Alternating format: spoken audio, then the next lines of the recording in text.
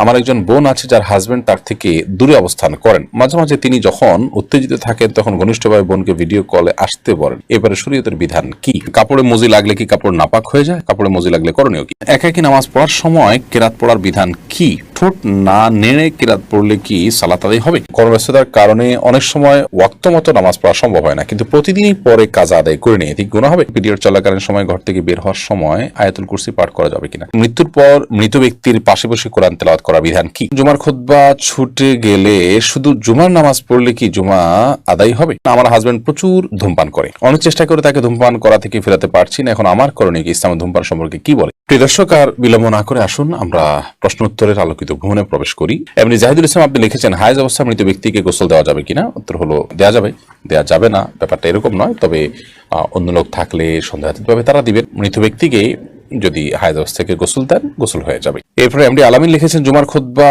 ছুটে গেলে শুধু জুমার নামাজ পড়লে কি জুমা আদায় হবে? জুমার খুতবা যদি ছুটে যায় তাহলে সেক্ষেত্রে শুধু জুমার নামাজ যদি পড়েন তাতেও আপনার জুমা আদায় হয়ে যাবে, অর্থাৎ ওয়াক্তের জুমা আদায় করেছেন এই সপ্তাহে, সেটি বলা যাবে। কিন্তু এমনটি নিয়মিত হওয়া সন্দেহাতীতভাবে গর্হিত কাজ, কারণ জুমার খুতবা শোনাটাও কিন্তু ওয়াজিব, বিদেশে ওয়াজিবটা ছুটে যাচ্ছে, আপনার ত্রুটিপূর্ণ হচ্ছে। এমনি মতিউর রহমান মতি আপনি লিখেছেন, বিয়ে ঠিক হয়েছে, এখন এই মেয়ের সাথে কথা বলতে পারবো না? ঠিক হয়েছে, আপনি তখন কথা বলতে পারবেন না। বিয়ের আগদ হয়ে গেছে, প্রস্তাব সম্মতি হয়েছে দুজন সাক্ষীর সামনে, তারপর আপনি কথা বলতে পারবেন। ঠিক হয়েছে এর মানে হলো জাস্ট মুখোমুখি ঠিক হয়েছে, আগদ এখনো হয়নি। আর এরকম অবস্থাতে একান্ত প্রয়োজনীয় কোনো বিষয় একজন আরেকজনকে কোনো গুরুত্বপূর্ণ বিষয় জানতে চাইছেন, কিংবা হয়তো কারোর জন্য কেউ কিছু কেনাকাটা করবেন, মাপ জানতে চাচ্ছেন, এগুলো যদি হয় তাহলে টেক্সট মেসেজের মাধ্যমে ফেতনামুক্তভাবে করতে পারেন। কিন্তু এখনো যেহেতু আগদ হয়নি, অতএব আপনার স্বামী স্ত্রী নন, বিদায় স্বামী স্ত্রী সুলভ আলাপ সালাপ, খোশ গল্প, প্রয়োজন ছাড়া আলাপচারিতা, কথাবার্তা, সেগুলো কিন্তু বলা জায়েজ হবে না। আকলিম আক্তার লিখেছেন, নামাজ কখন পড়া উত্তম? ওয়াক্ত শুরু হলে নাকি আজানের পর? ওয়াক্ত শুরু হলে দ্রুততার সাথে নামাজ পড়া উত্তম, তবে জোহর নামাজ খুব বেশি গরম হলে একটু দেরিতে পড়াটা উত্তম। এমনি রফিকুল ইসলাম আপনি লিখেছেন, একাকী নামাজ পড়ার সময় কেরাত পড়ার বিধান কি? ঠোঁট না নেড়ে কেরাত পড়লে কি সালাত আদায় হবে? না, সালাত আদায় হবে না, আপনাকে ঠোঁট নাড়তে হবে। ঠোঁট যদি আপনি না নাড়েন তাহলে সেক্ষেত্রে সালাত আদায়ের জন্য যে কেরাত পাঠের আবশ্যকীয়তা সেটা আদায় হবে না। মনে মনে পড়লেন, সেটাকে তেলাওয়াত বলা হবে না, কেরাত আপনাকে পড়তে হবে। নবী করিম সাল্লাল্লাহু আলাইহি ওয়াসাল্লাম বলেছেন, লা সালাতা লিমান লাম ইয়াকরা বিফাতিহাতিল কিতাব, যে ব্যক্তি সূরা ফাতিহা পাঠ করেনি তার সালাত হবে না। তাহলে এখানে পাঠ করতে বলেছেন তিনি। আপনি যদি মুখ না নাড়েন, ঠোঁট না নাড়েন, জিহ্বা না নাড়েন, তাহলে তো পাঠ হলো না, সেটা কল্পনা হলো, সেটা জল্পনা হলো, সেটা স্মৃতিতে আপনি স্মরণ করলেন, স্মরণ হলো। তো স্মরণ করতে তো বলা হয়নি, বলা হয়েছে পাঠ করতে। অতএব আপনি ছোট না নামলে নামাজ হবে না। এসবি শান্তা ইসলাম লিখেছেন, আমার হাজবেন্ড প্রচুর ধূমপান করে, অনেক চেষ্টা করে তাকে ধূমপান করা থেকে ফেরাতে পারছি না। এখন আমার করণীয় কি? ইসলামে ধূমপান সম্পর্কে কি বলে? ইসলামে ধূমপান করা অবশ্যই নিষিদ্ধ কাজ। আল্লাহ বলেছেন, রাতুল কবিদিক তাহলুকা, যেদিকে তোমরা মানে ধ্বংসের দিকে ঠেলে দিও না, যেটি ক্ষতিকর হবে আপনার জন্য। আপনি জানেন আপনাকে আস্তে আস্তে মৃত্যুর দিকে নিয়ে যাবে, নানা রকম রোগ বালাইয়ের মধ্যে ফেলবে, এবং সেটা বাহ্যিক কোনো উপকারিতা নেই, অপকারিতাই বেশি। তো সেক্ষেত্রে সেটি নিষিদ্ধ, না জায়েজ, গুনাহের কথা। বিধায় আপনার স্বামীকে আপনি বোঝানোর চেষ্টা করবেন, আল্লাহর ভয় দেখাবেন, এবং অন্যদেরকে দিয়ে বোঝাবেন, তার জন্য আল্লাহর কাছে দোয়া করবেন, বিভিন্ন উদ্যোগ আপনি গ্রহণ করবেন। আসমা আক্তার জাকি আপনি লিখেছেন, নামাজ সঠিকভাবে পড়ার চেষ্টা করি, তাও মনে হয় যেন ভুল হচ্ছে, এর জন্য সিজদায়ে সাহু দেই, এই অবস্থায় আসলে করণীয় কি? আপনি যদি সঠিকভাবে পড়ে থাকেন, এরপরে মনে হচ্ছে ভুল হচ্ছে, মনে হচ্ছে ভিত্তিতে সিজদা সাহু আপনি দিবেন না। পার্টিকুলার কোনো ভুল যদি হয়, একেবারে জানলেন নির্দিষ্ট করে যে আমার এই ভুলটা হয়েছে, তার ভিত্তিতে আপনি সিজদা সাহু দিবেন। অনেকে এরকম ধোঁয়াশাপূর্ণ জাস্ট ওই মনে হয়েছে, কোনো ভুল হতেও পারে হলে এরকম ওয়াসওয়াসা, নিজের ভেতরে যে এক ধরনের সংশয় কাজ করে, এটা এক ধরনের রোগ বলতে পারি, সেই রোগের কারণে তিনি সিজদা সাহু দিচ্ছেন, এটা মোটেও উচিত নয়।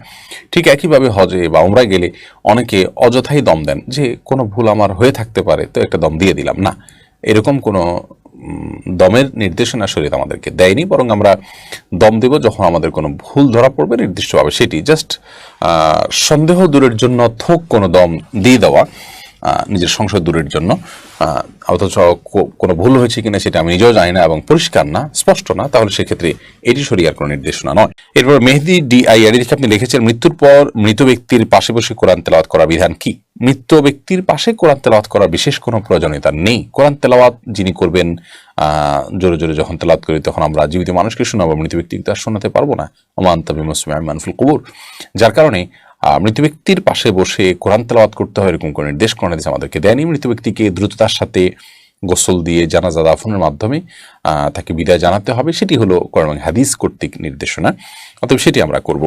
আর এর বাইরে তার জন্য ভাড়াটিয়া লোক দিয়ে অনেকে কোরআন তেলাওয়াত করেন, অথবা ভাড়াটিয়া ছাড়াও আপনার চারপাশে ঘিরে তেলাওয়াত করা, এরকম কোনো নির্দেশনা কোরআন এবং হাদিস থেকে দেওয়া হয়নি। এম সালমা লিখেছেন, পিরিয়ড চলাকালীন সময় ঘর থেকে বের হওয়ার সময় আয়াতুল কুরসি পাঠ করা যাবে কিনা? পিরিয়ড চলাকালীন সময় কোরআন কারীম তেলাওয়াত করবেন না, এটাই জমহুর আমাদের মত। তবে অনেক ওলামা কেরাম এটাকে জায়েজও বলেছেন। আবিদ হাসান আপনি লিখেছেন, কর্মব্যস্ততার কারণে অনেক সময় ওয়াক্ত মতো নামাজ পড়া সম্ভব হয় না, কিন্তু প্রতিদিনই পরে কাজা আদায় করে নিয়ে ঠিক গুনাহ হবে? অবশ্যই গুনাহ হবে। নিয়মিত আপনি যদি এটা করেন তাহলে সেটা এক ধরনের অপরাধ, আপনি সালাতকে সমত আদায় করছেন। আল্লাহ বলেছেন, ইন্নাস সালাতা কানাত আলাল মুমিনিনা কিতাবাম মাওকুতা, নিশ্চয়ই সালাত ইমানদারদের জন্য নির্দিষ্ট সময়ে পড়াটা এটা আল্লাহ তাআলার পক্ষ থেকে অবধারিত ফরজ করা হয়েছে। বিধায় সেই ফরজটাকে অবলীলা প্রতিদিন আপনি লঙ্ঘন করে যাবেন তথাকথিত ব্যস্ততায়, এই ব্যস্ততা আপনার জন্য জায়েজ নয়। আপনার ঈমান ধ্বংস হয়ে, তাকওয়া ধ্বংস হয়ে, আখিরাত এবং জান্নাত ধ্বংস হয়ে যদি দুনিয়ার অনেক কিছু অর্জন হয়, সেই অর্জনটা আপনার কাছে তুচ্ছ, সেটা আপনি গ্রহণ করার কথা নয়। আপনাকে যদি নিঃশ্বাস আটকে রেখে কাজ করতে বলা হয় এবং তার বিনিময়ে আপনাকে অনেক টাকা অফার করে, আপনি নেবেন না, কারণ জানে না থাকলে, জীবনে না থাকলে, বেঁচেই না থাকা গেলে এই টাকা দিয়ে আমি কী করবো? ঠিক একইভাবে নামাজে যদি পড়তে না পারি, আমার আখিরাত পুরোপুরি ধ্বংস হয়ে যায়, তাহলে সেক্ষেত্রে এই ব্যস্ততার কী মানে থাকতে পারে? আপনি আপনার পেশা, আপনার অবস্থান পরিবর্তন করে হলো ওয়াক্ত মতো সালাত আদায় করতে হবে। মাঝে মধ্যে এরকমটি হতে পারে, সেই ভিন্ন কথা। জাহিরুল ইসলাম আপনি লিখেছেন, কাপড়ে মজি লাগলে কি কাপড় নাপাক হয়ে যায়? কাপড়ে মজি লাগলে করণীয় কি? কাপড়ে মজি লাগলে অবশ্যই নাপাক হবে, যে জায়গা লাগবে সেটি। মজি বা ওয়াদি এই দুটি পদার্থ মূলত বীর্যপাতের আগে আঠালো পানির মতো আপনার জিনিস বের হয়, এটি কি মজি বলা হয়। পেশাবের সাথে কোত দিলে যে সাদা পদার্থ বের হয় সেটিকে ওয়াদি বলা হয়। এই অনেক সময় প্রেশারের কারণে বের হয়, এটা চাপের কারণে কারো বের হয়, অসুস্থতার কারণে। তো মজি বা ওদি এগুলো নাপাক, এগুলো যদি লাগে তাহলে শরীর বা কাপড় যে জায়গা লাগবে ওই জায়গাটা ধুইতে হবে, পরিষ্কার করতে হবে। আদিবা আমিন দিবা আপনি লিখেছেন, আমার একজন বোন আছে যার হাজবেন্ড তার থেকে দূরে অবস্থান করেন। মাঝে মাঝে তিনি যখন উত্তেজিত থাকেন তখন ঘনিষ্ঠভাবে বোনকে ভিডিও কলে আসতে বলেন, এবারে শরীয়তের বিধান কি? আল্লাহ মাফ করুন, এই বিষয়গুলো মৌলিকভাবে জায়েজ যদি সেফটিটা নিশ্চিত থাকে, অর্থাৎ ভিডিও বেহাত হবে, অন্য থার্ড পার্টির কাছে যেতে পারে, এরকম আশঙ্কা থাকলে সেক্ষেত্রে এটা জায়েজ নয়, কারণ সতর্ক ঢাকা এবং নিজের প্রাইভেসিকে রক্ষা করাটা অবশ্য কর্তব্য। আর এই সাধারণত যে সমস্ত অ্যাপগুলোর মাধ্যমে ভিডিও কল করা হয়, এগুলো আমি যতটুকু জানি যে সেগুলো সংশ্লিষ্ট কর্তৃপক্ষের মনিটরের সুযোগ থাকে, যদিও তারা ইন্ডিভিজুয়াল প্রত্যেকটা মানুষকে আলাদা আলাদা করে তার মনিটর করার সুযোগ পায় না। যদি বেহাত হওয়ার বা অন্যের দৃষ্টিগোচর হওয়ার বা অন্যের কাছে যাওয়ার মতো সেরকম আশঙ্কা না থাকে, তাহলে এটা বেসিক্যালি জায়েজ আছে। স্বামী স্ত্রী একে অন্যকে তার শরীরে যে কোনো অংশ দেখাতে পারেন, তবে এগুলোর ফলশ্রুতিতে তাদের উত্তেজনা আরও বেশি বৃদ্ধি হবে, এর ফলশ্রুতিতে তারা হারামে লিপ্ত হতে পারেন, জড়াতে পারেন। আর এই কারণে প্রবাসে খুব দীর্ঘ সময় স্ত্রী ছাড়া একজন স্বামীর বসবাস করা জায়েজ নয়, বা স্বামী ছাড়া স্ত্রীর বসবাস করা জায়েজ নয়।